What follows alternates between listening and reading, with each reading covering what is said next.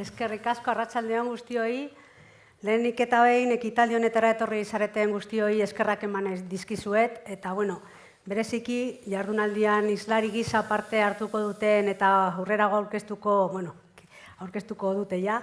Berain esperientzia eta ezagutza gurekin partekatzeko aditasunik. Y también, gracias al correo por habernos invitado y a los patrocinadores del evento por dejarnos hablar de un tema que ahora está muy de moda, que es la economía circular, ¿no? Y además somos los últimos, pero seremos los mejores, porque tenemos mucho que contar y además con muchas visiones muy diferentes de lo que es la economía circular en las ciudades. Quizás se habla mucho de economía circular en el entorno de la industria, se habla mucho de los procesos circulares y quizás no hablamos tanto de cómo implementar estrategias de economía circular en nuestras ciudades, ¿no?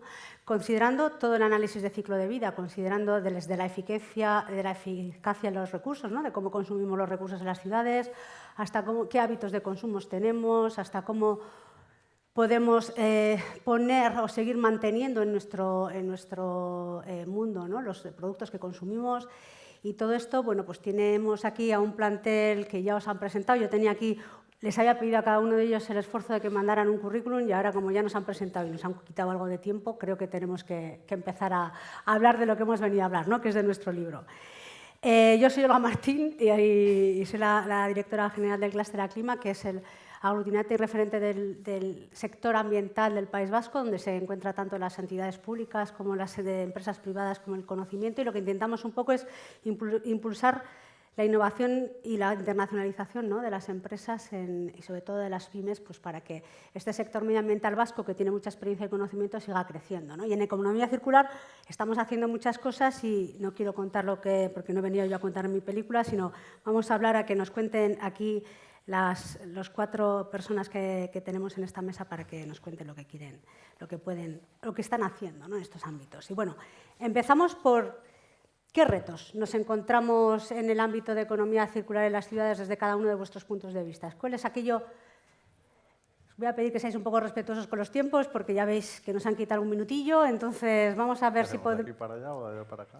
Pero empiezas tú. Sí, pues. Bueno, yo sí, gracias por la invitación al correo. Sí que me gustaría comentar muy rápido que Gavà es una ciudad del área metropolitana de Barcelona a la que estáis todos invitados a venir, con 47.000 habitantes y que, desde el año 2015 que trabajamos en la economía circular como concepto, dijéramos, y como proyecto en el proyecto Gavà Circular, y además también creamos conjuntamente con otras ciudades y otras empresas y con un papel muy activo de Tech Friendly, que es uno de los organizadores del evento, el HAPECUS, que le llamamos de Economía Circular y Ciudades Urbanas Sostenibles. Y a partir de aquí os explico cuál creo yo que es el reto. ¿Y por qué nosotros trabajamos la economía circular? Hay una cosa que a mí me llama mucho la atención en el mes de agosto de 2015, el 4 de agosto en concreto, una noticia en La Vanguardia, yo vivo en Barcelona, si no hubiera sido en El Correo, que decía que ese día era el día que consumíamos todos los recursos que la Tierra generaba en un año. Le llaman Briquet Day. Esto, los economistas, dijéramos, yo soy de la parte de empresa de economía, no soy ambientalista, pero de algún modo pues dije, ostras, si la Tierra el día 4 de agosto ya ha consumido todo lo que va a generar, es obvio que si fuera una empresa que a partir del 4 de agosto va perdiendo dinero hasta el día 31 de diciembre, tiene un final. No sabemos cuál, porque hay economías emergentes que a día de hoy todavía consumen menos de lo que generan, pero justamente les llamamos emergentes porque cada vez está creciendo más su consumo, con lo cual también es un poco raro, ¿no? Y desde ese punto de vista lo que empezamos a trabajar son proyectos para sensibilizar en todas las capas y tomar conciencia de esto, ¿no? Tanto en las empresas como también en la ciudadanía. Sí que nosotros creemos que lo importante es la toma de conciencia del ciudadano. Antes hablaba el profesor de la universidad, que no recuerdo el nombre, de la importancia de situar al ciudadano en el centro, ¿no? de verdad, pues, y que tiene talento. Pues este es el tema. Nosotros tenemos que conseguir que la gente, cuando realiza una compra, cuando hace cualquier gesto, que no deja de ser un gesto político también, pero además de político es un gesto social. Si no es lo mismo pues, que yo me coma un bocadillo, con perdón, de ensalada a que me coma un bocadillo de un pepito de ternera, ¿no? Esto genera un impacto en el medio ambiente distinto. Por eso, a partir de ahí, de que cualquier gesto que hacemos genera un impacto distinto sobre el medio ambiente, si conseguimos que la gente vaya reduciendo sus gestos que generan más impacto, conseguiremos que se... Y siempre es lo que es una ley de Pareto, ¿no? Que si conseguimos que... hay gente que todos sus residuos del año los guardan en un potecito de cristal así. Esto... vale, pero hay que vivir de una manera muy difícil para conseguir esto. Pero es verdad que si conseguimos que la mayoría de la gente reduzca su impacto, conseguiremos que algún día ese 4 de agosto, que hoy es 28 de julio ya, en este año, pero conseguiremos que este 28 de julio, 4 de agosto, se vaya alargando hasta que consigamos que lleguemos al 31 de diciembre. Yo lo dejo aquí porque si no me alargo. Ha sido todo lo rápido que has podido. Sí, demasiado. Esteban, de Indumetal, Bueno, ¿tú cómo lo ves? Muy buenas tardes a todos. Agradecer también al correo la invitación a participar en este evento con todos ustedes. Y yo vengo en nombre de Indumetal Recycling. Indumetal Recycling, nosotros somos un gestor de aparatos eléctricos y electrónicos cuando llegan al final de su vida útil, lo que se conoce como los RAE. Todos tenemos aparatos en nuestros hogares electrónicos que cuando se quedan obsoletos, pues tenemos que ver cómo nos desprendemos de ellos o cómo los gestionamos. Y eso es lo que hacemos nosotros. Tenemos una experiencia de casi 30 años, 30 y pico años ya, en lo que es en la gestión de estos aparatos, y estamos aquí en las cercanías de Bilbao. Como datos, decir que los residuos de aparatos eléctricos y electrónicos dentro de lo que son pues, los diferentes flujos de residuos que se pueden generar en las ciudades son, con diferencia, el flujo de residuos que más rápidamente crece.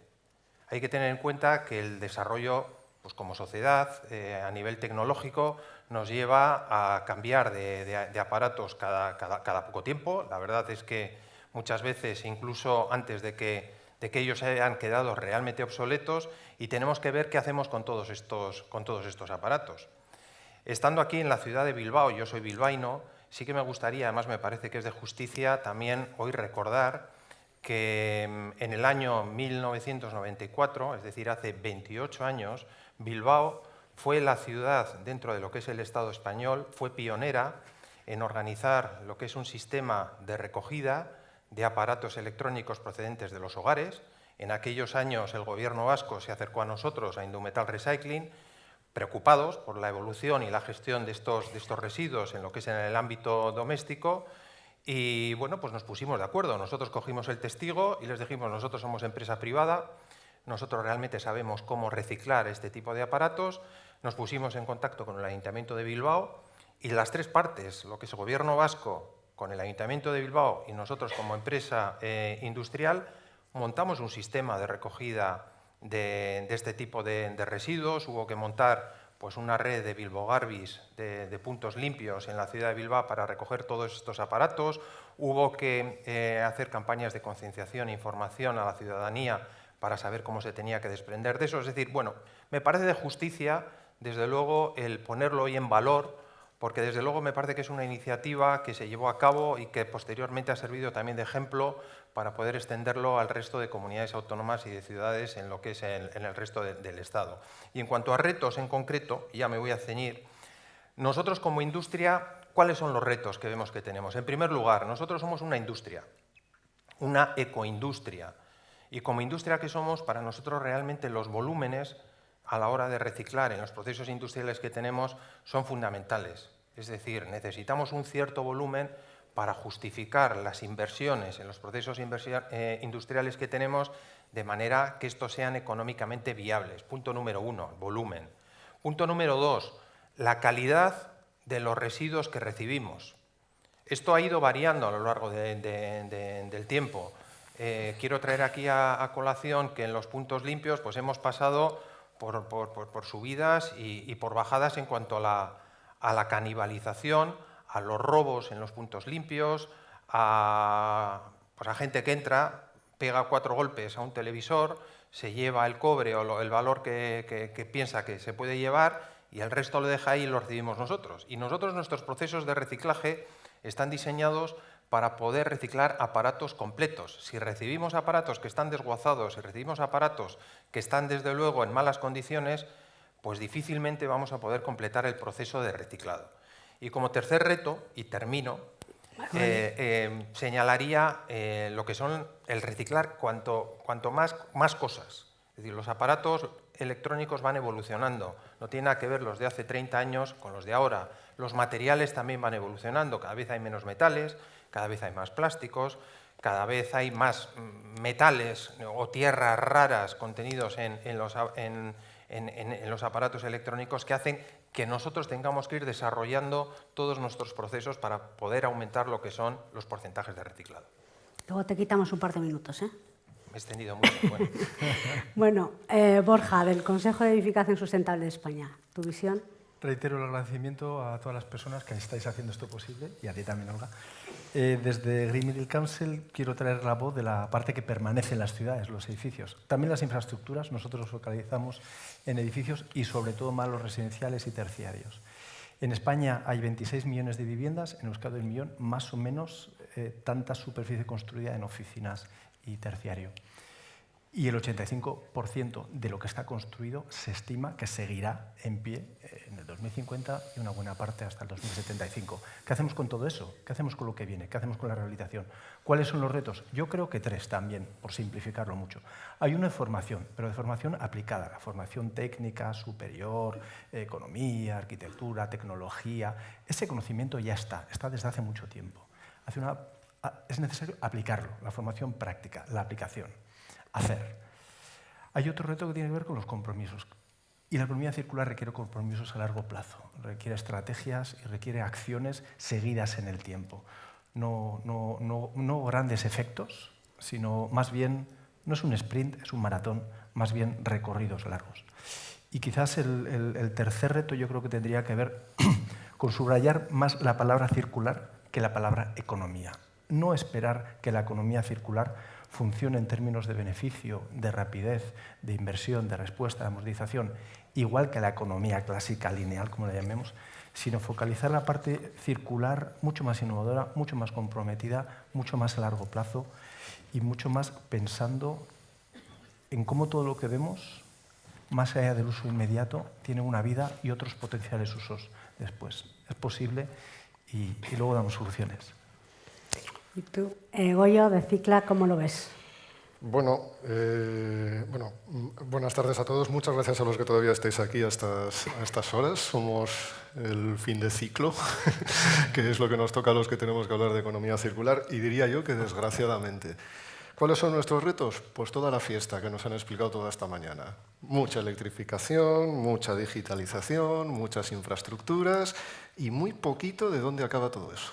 Y muy poquito de cómo se codiseña, y muy poquito de si todo eso se ha diseñado para ser reparado, remanufacturado, reutilizado, cuando llegue a su fin de vida. Esto, claro, pues bueno, en el caso de Indumetal pues es como muy obvio con los aparatos eléctricos y electrónicos, pero tenemos el comercio que genera muchísimos residuos de embalaje, por supuesto la ciudadanía que genera todos los residuos domésticos que podamos pensar y todas las aplicaciones del compostaje y todo este estilo de cosas. ¿Dónde tenemos los retos? Pues para esa electrificación, para esa digitalización necesitaremos materias primas que no están aseguradas. Estas materias primas críticas definidas por la Comisión Europea, que no está asegurado su suministro dentro de décadas, y una de las fuentes posibles de las que puede salir es la minería urbana de los residuos que estamos generando ahora mismo y que en gran parte estamos haciendo lo que en el sector llamamos downcycling, ¿no? Es decir, tal vez los recuperamos y ponemos todos los metales críticos en una corriente de acero que se recupera en acero, pero donde no aportan. Ahí no aporta demasiado las tierras raras que le puedas añadir y demás. Donde te aportan es si las consigues purificar y las consigues llevar al móvil reparado en el porcentaje que se necesitan, ¿no? Entonces, bueno, y yo desde el punto de vista de la economía circular, pues creo que tenemos el reto de explicarla, de que no solo ya las empresas, aunque yo creo que en muchos casos las empresas las ven solo como una optimización de la gestión de residuos, no es solo eso, ¿no? Pero yo creo que los conceptos que están incluidos en nuestro lenguaje y en nuestra práctica, ¿no? El análisis de ciclo de vida que mencionabas, el ecodiseño, la compra verde, los derechos de reparación, todo este estilo de cosas, es un reto que esto sea conocido por la ciudadanía, por la población, además de por las empresas. Y bueno, como reto medioambientalista general, y ya que no se ha mencionado de manera directa, tenemos un reto en explicar que tenemos que reducir, que es la primera R de todas. Y ahí lo dejaría. Bueno, pues De retos tenemos unos cuantos. Primero, explicar lo que es economía circular, tenemos escasez de recursos, de materias críticas, toma de conciencia del ciudadano, cantidad, calidad y diversidad de los residuos, formación técnica. Bueno, pues tenemos una liada importante, ¿no? Entonces, alguna solución ya nos vais a dar. Entonces, para eso estáis aquí, no solo para poner los retos encima de la mesa. A ver, desde vuestros ámbitos, ¿qué soluciones estáis llevando a cabo? ¿Cómo podemos afrontar estos retos? Y empezó al revés. ¿Vale? Venga. Goyo, te toca a ti ahora. ¿Dos seguidas? Bueno. Hay que no te habías apuntado. Bueno, a ver, nosotros Cicla es una empresa de consultoría que llevamos más de 10 años trabajando en temas de economía circular. Empleábamos la palabra economía circular, no nos entendía nadie, entonces cambiamos y pusimos innovación con residuos. Entonces ahora usamos las dos, ¿no?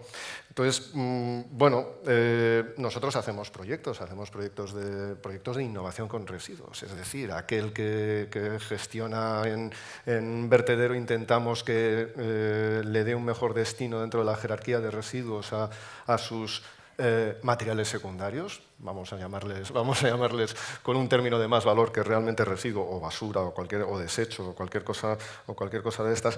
Y a través de esos proyectos nosotros hemos ayudado a muchas empresas a bueno, pues conseguir materias primas secundarias que puedan incorporar a su proceso o que puedan vender o incluso que puedan dar lugar a productos finales, ¿no? Igual el caso más exitoso de los que tenemos, que es un caso bastante conocido, pues, puesto que es un producto urbano instalado aquí mismo, aquí al lado, pues son los separadores de carril bici que están aquí instalados en Abando Ibarra, por ejemplo, ¿no?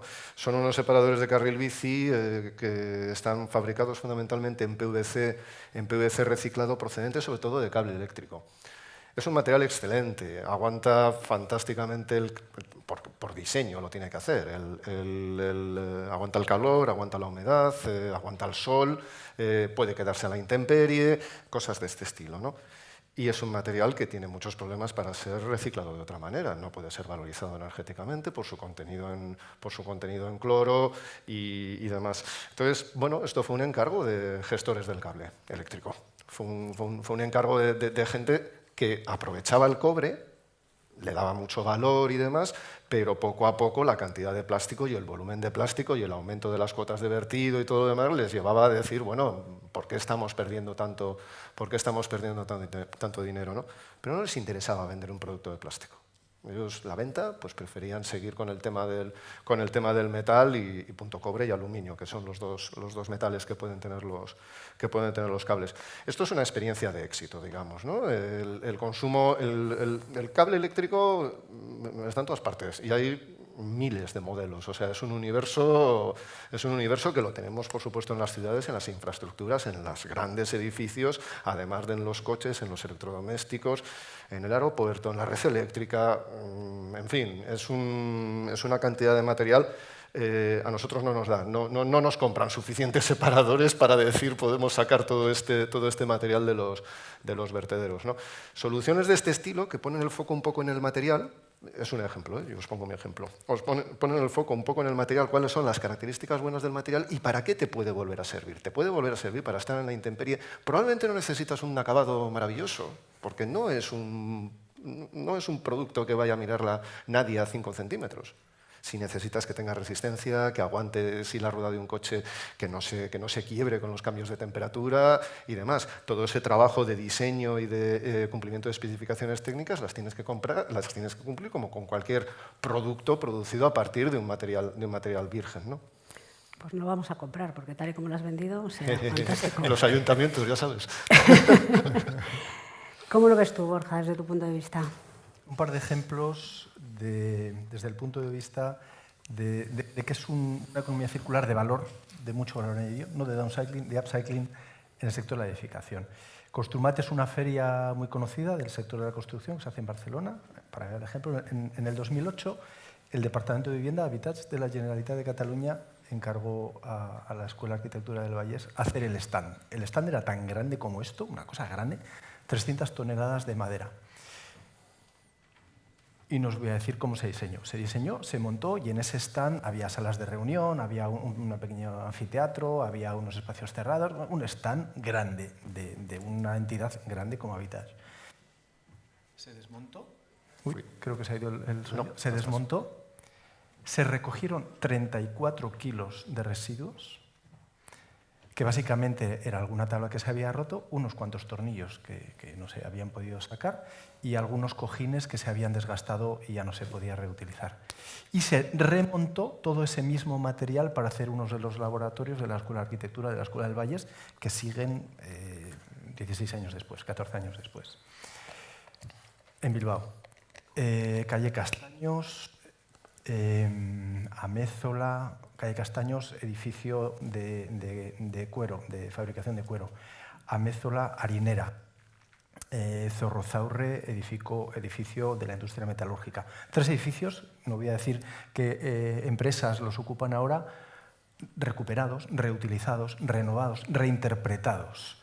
Se podían haber derruido, en el mejor de los casos se podía haber separado la materia pétrea, haberla molido con un gran coste energético y haber rellenado una parte de esos sólidos reciclados. Pero si pensamos en términos de añadir valor a eso que a priori se entiende como que es algo que no se sabe qué hacer con ello, mejor tirarlo y esconderlo, pues no, mejor darle una nueva cara, un nuevo uso y llenar de vida, de paso, los espacios que están alrededor. 2 ejemplos que tienen que ver con pensar en términos de economía circular desde el diseño para desensamblarlo, reutilizarlo, alargar su vida. Esteban, vosotros. Pues yo en mi caso, como gestor de residuos, nosotros tenemos claro que para poder reciclar lo que son los residuos de aparatos eléctricos y electrónicos, primero tenemos que ver cómo estos se recogen y para poderlos recoger es fundamental conseguir la participación de la ciudadanía.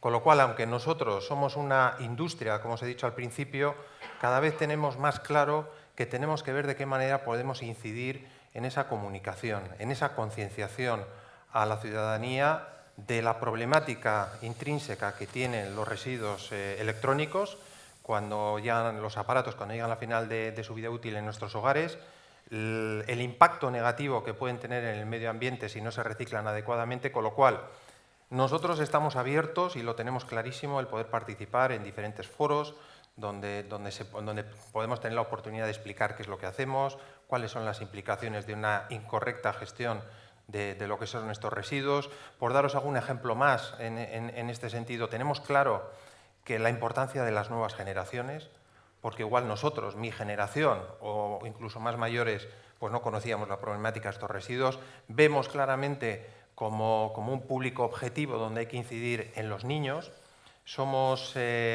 Participamos dentro de lo que es aquí al lado de Bilbao el aula medioambiental de Artigas, que es un aula perteneciente a Garbi, que es una sociedad pública de la Diputación Foral de Vizcaya. Estoy viendo a Javier allí, que gestiona lo que es la parte del aula, en la cual, en este aula, ¿qué es lo que se pretende? Se pretende enseñar a los niños que vienen de los colegios, enseñarles realmente los diferentes flujos de residuos que se generan en los hogares, en las ciudades, y cuáles son las implicaciones que tienen o la problemática que tiene cada uno de estos residuos y la importancia de que se gestionen adecuadamente. Con lo cual, este tema de la concienciación para nosotros es fundamental.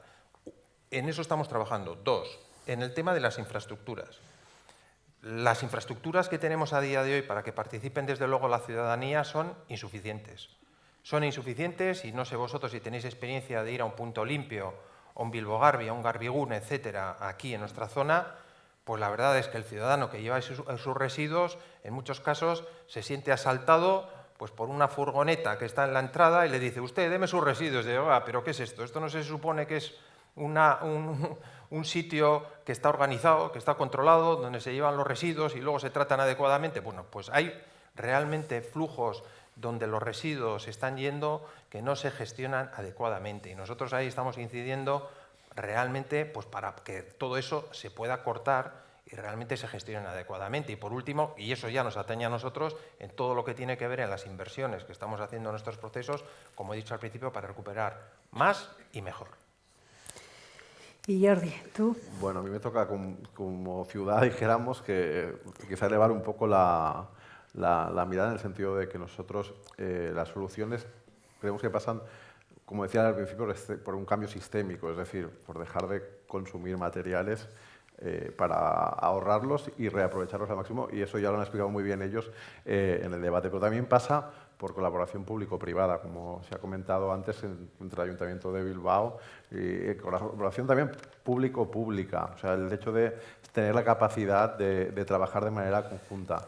Por ponerle métricas a la economía circular. Nosotros fuimos la primera ciudad de España en entrar en un sello que es el Water Wise Cities, que es las ciudades mundiales que gestionan el agua de manera inteligente, y para ponerle métricas a la gestión del agua y ver cómo mejorábamos progresivamente esa gestión. Y a todo hay que ponerle métricas. Y un elemento principal que nosotros también hicimos en colaboración con CETACUA y un centro tecnológico del agua está en Barcelona, y con Aguas de Barcelona, que es la empresa que gestiona el agua del área metropolitana de Barcelona, que es medir 3 ejes en todo, en el ayuntamiento, en las empresas públicas, en las empresas más grandes de Gavà, en los parques naturales que tenemos en la población, en las playas, que era medir el vector agua, el vector residuos y el vector energía.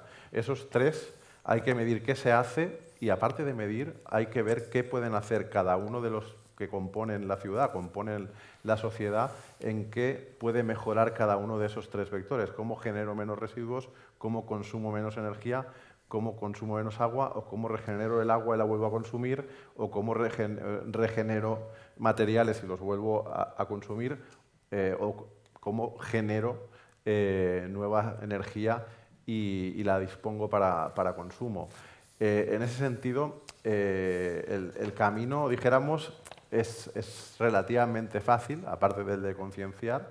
Lo que pasa es que hay un elemento que para mí es clave, y es que están muy bien los proyectos que habéis explicado, pero una empresa al final lo que quiere es ganar dinero. Entonces, si a mí me va a costar más que a otro poner los protectores del carril bici con cable reciclado, y otro lo hace con un derivado del petróleo directamente, dijéramos que no ha sido usado antes, posiblemente cuando vaya a la licitación pública, a menos que me pongan muchas condiciones que normalmente se basan mucho en el precio, voy a salir perdiendo. Con lo cual, lo que necesito, si soy una empresa que está promoviendo la economía circular en general, es poder ir en igualdad de condiciones en cuanto al coste económico. Y ahí todavía hay mucho camino que recorrer de legislación para favorecer el que hace economía circular, y también para dificultarle la vida al que no la hace. Porque, como decía en la primera intervención, no hay elección. Es o lo hacemos o el planeta cada día va a ser un poco peor hasta que caemos con él, que no sabemos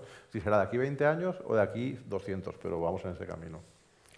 Habéis hablado de muchas soluciones, en casi todas la colaboración es importante, la colaboración entre diferentes para dar una segunda vida, para hacer un nuevo producto, para, digamos, sensibilizar a la ciudadanía. Bueno, habéis hablado de muchísimas cosas, pero efectivamente, como nos has dicho antes, Jordi, nos queda, ya el 28 de julio nos quedamos sin planeta, ¿no? Y luego lo demás es gratis, ¿no? Entonces, ¿qué hacemos para poder acelerar con mayor ritmo estos retos a los que tenemos, ¿no? Tenemos soluciones, pero tenemos que darle mucho más a la cabeza de pensar. ¿Y cómo hacemos? ¿Qué herramientas tenemos que poner a disposición para poder acelerar estos ritmos, ¿no? ¿Empiezas tú? Venga. Sí, bueno, como un poco enlazo con el final y con lo que decía esta mañana Natalia Bolsón. Al final, ella exponía un caso, en este caso, para que las mujeres fueran emprendedoras en el ámbito de las startups, pues el gobierno americano financiaba parte de estas empresas. Al final se trata de eso, es decir, de promover iniciativas desde la legislación o desde la acción, desde los gobiernos, para que las cosas que queremos que pasen, pasen. Entonces, esto es relativamente fácil. El problema es que la capacidad de ser suficientemente disruptivos, es decir, y lo voy a decir, que hablábamos ayer, lo voy a decir. Al final, en toda Europa, el sistema de SDDR, el Sistema de Recogida y Transferencia de Residuos de botellas de plástico, de latas de aluminio, etcétera, funciona perfectamente y tiene unos niveles de reciclaje muy superiores a los que tenemos en España. Pero aquí tenemos un lobby llamado Ecoembes que dice que el sistema que ha de funcionar Es un sistema que pasa porque los ayuntamientos pongamos unos contenedores en los que solo se puede poner envases, según ellos, que luego cuando vas a las plantas de reciclaje tú ves que allí se puede reciclar más cosas, porque allí lo separan todo, pero bueno, ellos te dicen envases, donde tú colocas los envases y realmente con ese sistema, en el área metropolitana de Barcelona, que son los datos que yo conozco más, la mayoría de ciudades están entre el 25% de reciclaje sobre el total de residuos y el 45% los que más.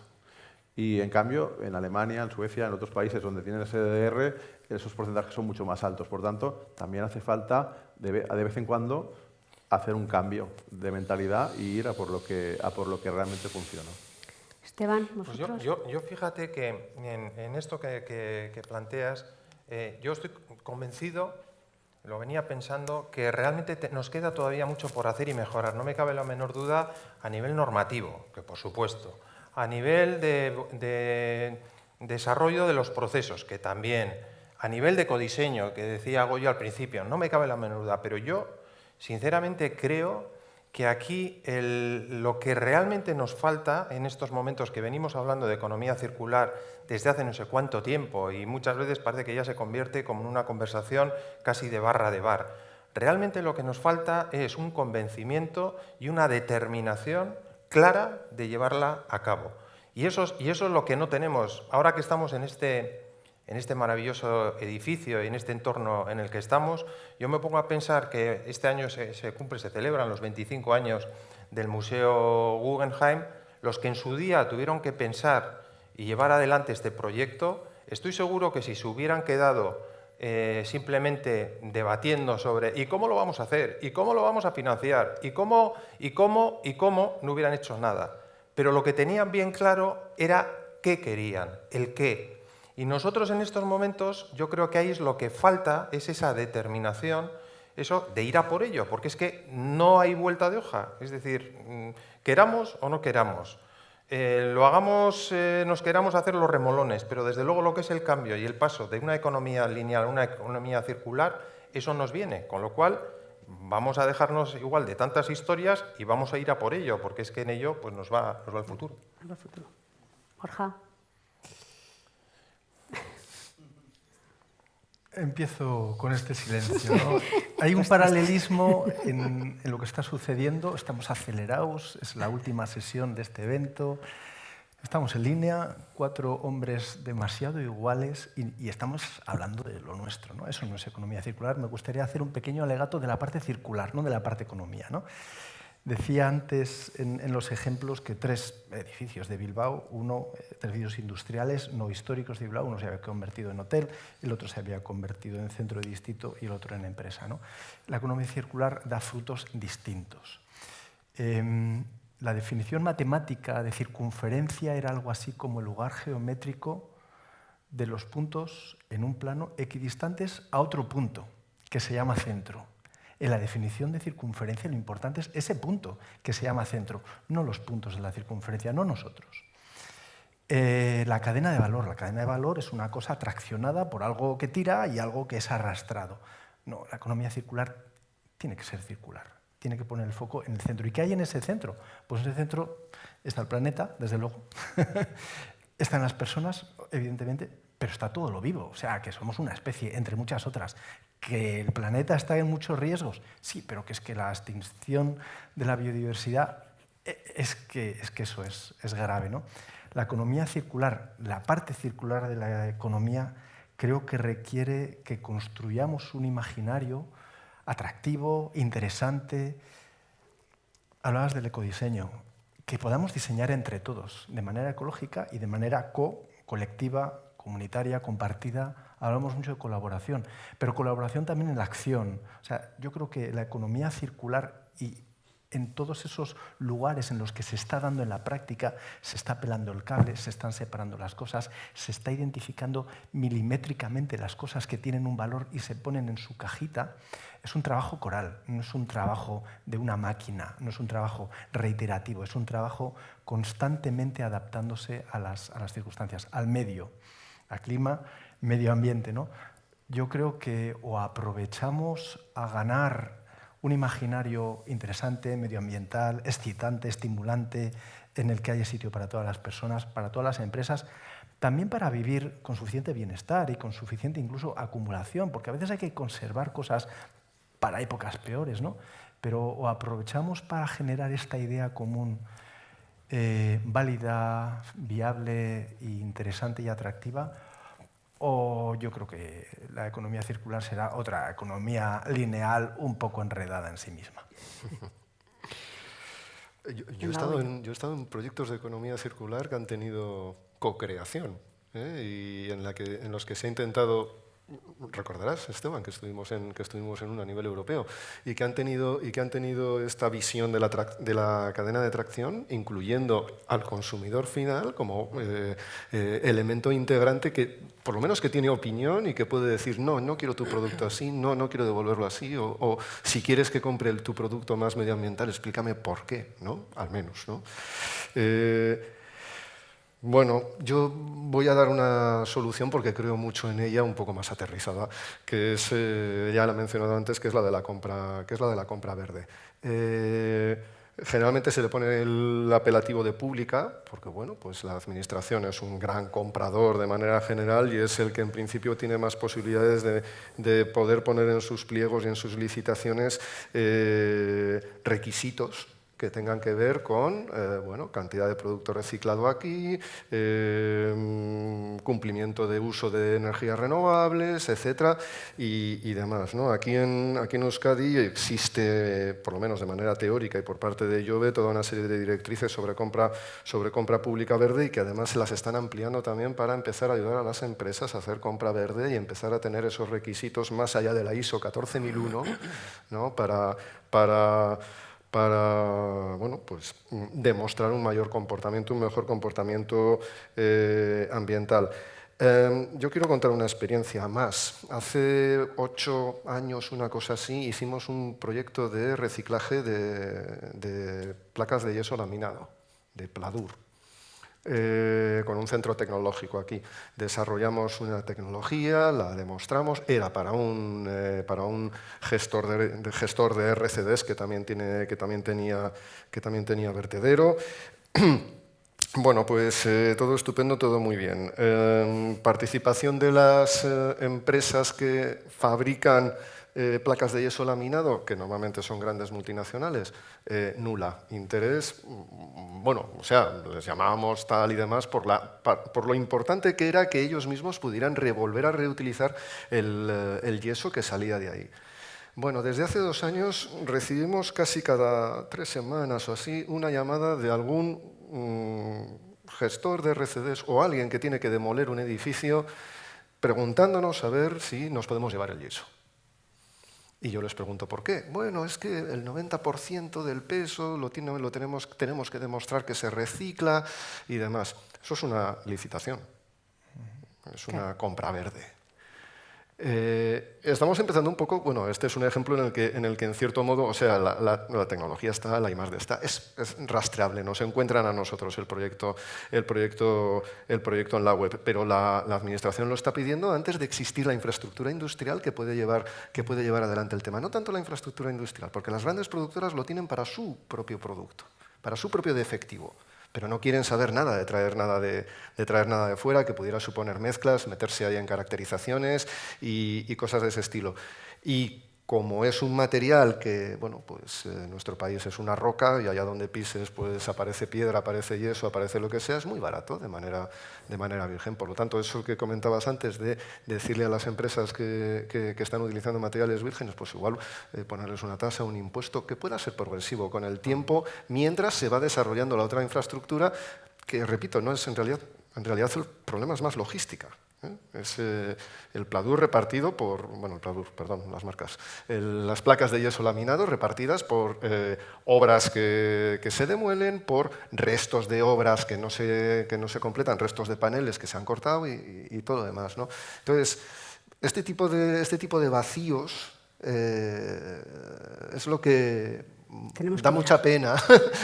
Tenemos que llenarlos, ¿no? Da mucha pena que existan, porque, como quien dices, estás a un paso de que esto se pueda implementar, ¿no? Por eso yo creo que el impulso de la compra verde bien realizado sería relevante. Yo creo que le daría mucha credibilidad al sistema. Bueno, pues en esta mesa hemos tenido un montón de retos, un montón de soluciones, un montón de necesidades que tenemos que poner en marcha.